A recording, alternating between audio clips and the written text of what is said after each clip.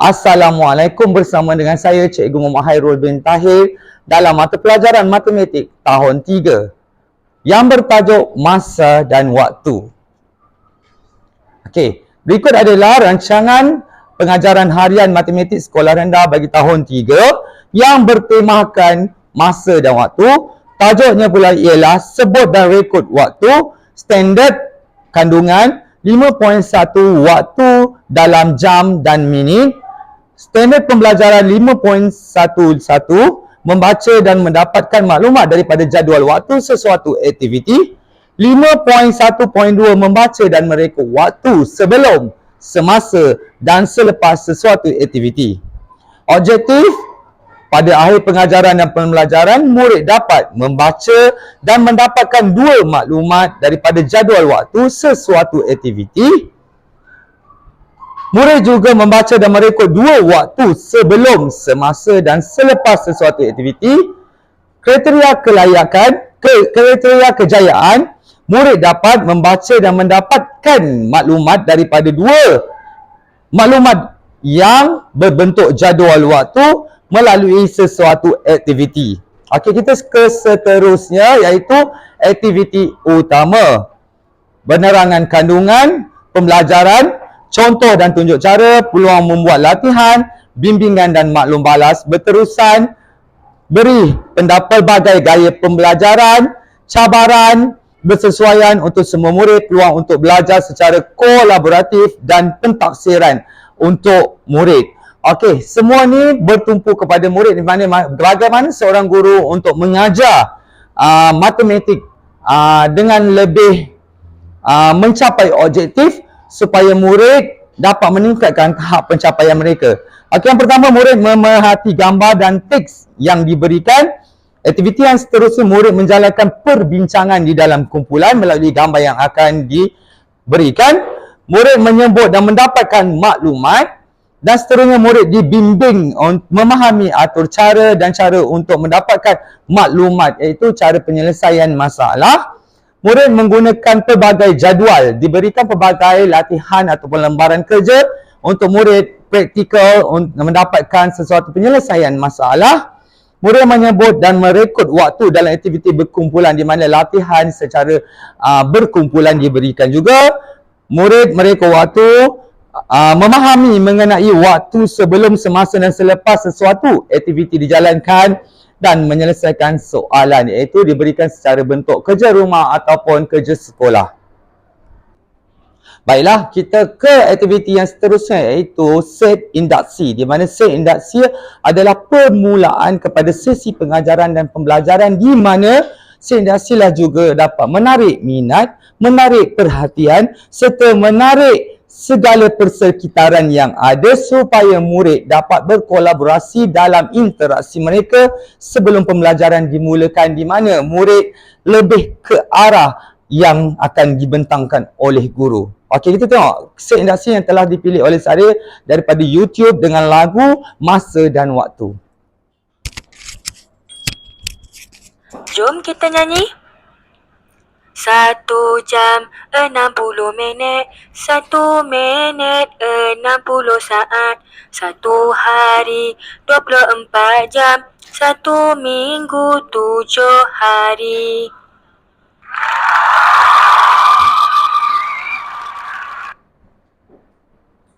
Okey, itu dia tadi pembelajaran yang dapat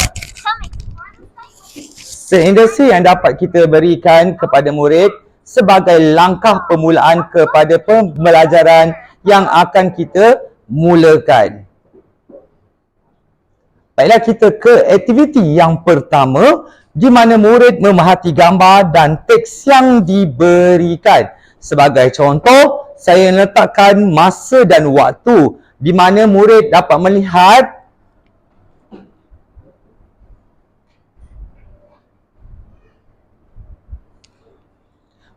melihat perkaitan dalam masa, iaitu minit dengan saat, jam dengan minit, di mana minit dan saat saling berkait. Apabila jam yang menunjukkan saat bergerak ke arah seterusnya, ia menambahkan masa kepada minit. jam dengan minit, di mana minit yang bertambah dalam kitaran jam menunjukkan jam yang bertambah. Bagaimana untuk kita melihat jam dan minit serta minit dengan saat dalam perkaitan masa? Okey, bagi aktiviti yang kedua, menerangkan fungsi jarum merah, jarum pendek dan jarum panjang. Jarum merah ialah saat, mewakili saat, di mana saat yang bertukar ataupun pergerakan dari satu titik ke titik dan seterusnya menambahkan kepada jumlah minit, di mana pergerakan minit dari satu titik ke setitik seterusnya ataupun nombor yang seterusnya, ia menyumbang atau menjadikan jumlah kepada jam berlebih bertambah. Okey, baiklah, kita ke seterusnya, masa dan waktu. Ini ialah pukul 2.30, di mana jarum berwarna hijau menunjukkan tengah-tengah di antara 2 dan 3. Jarum jam tunjuk sekitar nombor 2 dan 3. Itulah jam hijau, jarum yang berwarna hijau. Jarum minit tunjuk nombor 6, menunjukkan setengah ataupun 30 minit. Jadi jam ini ialah 2 jam 30 minit, atau bahasa yang senang diungkapkan setiap hari pukul 2.30. Baiklah, kita ke aktiviti yang ketiga, di mana latihan kumpulan. Murid diberikan satu gambar raja jam yang siap dengan jarum panjang berwarna merah, jarum panjang yang menunjukkan nombor 2, jarum pendek yang menunjukkan nombor 10, di mana murid secara berkumpulan berbincang untuk merekod serta menyebut waktu dalam gambar. Okey, masa aktiviti yang diberikan ialah 5 minit, di mana setiap kumpulan yang diberikan oleh guru perlu mempunyai murid yang mempunyai pelbagai aras. Misalnya, aras yang diberikan dalam satu kumpulan mempunyai 5 orang murid. Setiap kumpulan ada 2 orang yang mempunyai aras tahap pencapaian TP3 dan TP2. Kemudian mempunyai tahap pencapaian TP4 dan seterusnya mempunyai tahap pencapaian TP6. Murid yang mempunyai tahap pencapaian TP6 akan menjadi rakan bimbingan kepada murid-murid yang lain di dalam kumpulan tersebut. Mereka akan bersama-sama membincangkan apakah jawapan yang diberikan oleh mereka merujuk kepada gambar raja yang diberikan oleh saya. Iaitu jam pendek menunjukkan 10, jarum pendek menunjukkan nombor 10, jarum panjang warna hitam menunjukkan nombor 2 dan mempunyai lebih sedikit, dan jarum panjang warna merah menunjukkan nombor 7 ataupun titiknya ke arah nombor 8. Okey, dan seterusnya ini adalah aktiviti yang keempat, di mana murid menyebut dan mendapatkan maklumat mengenai sesuatu aktiviti yang lain seperti jadual waktu, siaran televisyen dan aktiviti di sekolah. Kita boleh memberikan satu jadual, gambar raja jadual, di mana murid perlu mengisikan jawapan merujuk kepada jarum jam yang telah diberikan dalam bentuk soalan. Di situ juga murid boleh menerangkan apakah aktiviti yang dilakukan di waktu sekolah ataupun siaran televisyen yang ada pada jam yang telah diberikan mengikut lembaran kerja yang disediakan oleh guru. Di sini murid dapat meningkatkan pemahaman mereka, dapat mencatat maklumat serta menyebut aktiviti yang sering dilakukan pada waktu ataupun jam yang diberikan oleh guru. Baiklah, aktiviti yang kelima pula, 4.1.1, mengetahui perkaitan antara sistem 12 jam dengan sistem 24 jam. Di sini, murid akan mengetahui apakah maksud sistem 12 jam dan apakah maksud sistem 24 jam. Melihat kepada jadual di bawah, menunjukkan satu situasi di mana kapal terbang penerbangannya pada waktu bila dan di mana dan juga tiba di mana serta terminal di mana. Okey, berikut jadual murid akan mengkaji penerbangan di atas ataupun jadual tersebut mengikut bentuk soalan yang diberikan, di mana murid perlu dibimbing dengan soalan dan murid akan cuba mencari jawapan. Misalnya, apakah sistem waktu yang digunakan dalam jadual tersebut? Menunjukkan di situ murid perlu peka sistem 24 jam ataupun sistem 12 jam. Mereka akan berbincang secara berkumpulan untuk memahami ataupun mendapatkan jawapan serta merekodkan penggunaan jadual tersebut. Okey, jawab soalan yang kedua, nyatakan masa berlepas penerbangan Air Asia ke Kuching dalam sistem 24 jam. Di mana murid perlu menukarkan masa yang diberikan kepada sistem 24 jam. Okey, nyatakan masa berlepas penerbangan MAS MH 438 ke KLIA dalam sistem 12 jam. Okey, di mana murid perlu menukarkan sistem 24 jam kepada sistem 12 jam. Okey, ini adalah latihan mempunyai soalan ataupun pemikiran aras tinggi. Mereka di dalam kumpulan perlu mencari jawapan dengan pemikiran mereka secara teliti. Dan guru perlu membimbing setiap murid supaya mereka mencapai ataupun dapat menyelesaikan masalah dengan baik.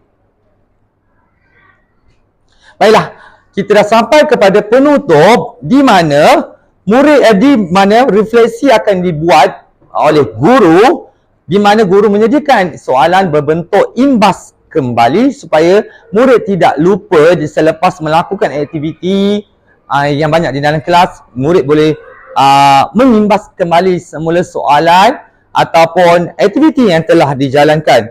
Meletakkan tahap pencapaian murid, di mana seorang guru perlu meletakkan tahap pencapaian murid yang mengikut tahap penguasaan mereka. Misalnya, murid yang tidak melepasi kemahiran diberikan tahap 2 atau 3. Murid yang dapat mencapai objektif diberikan tahap 4, 5 dan 6. Malah murid yang membimbing diberikan tahap paling atas iaitu tahap 6. Intervensi bagi tahap pencapaian tahap 2 dan tahap 3. Murid juga diberikan intervensi untuk meningkatkan pencapaian mereka yang lebih baik supaya peningkatan tahap 2 dan tahap 3 dapat dijustifikasikan supaya murid dapat memberi perubahan yang bagus ataupun baik supaya mereka mencapai tahap yang lebih cemerlang. Okey, ini adalah contoh kepada soalan imbas kembali, di mana dalam refleksi penutup kita, murid perlu menyelesaikan masalah berkaitan masa. Yang ini kita boleh beri sebagai kerja ataupun tugasan di rumah.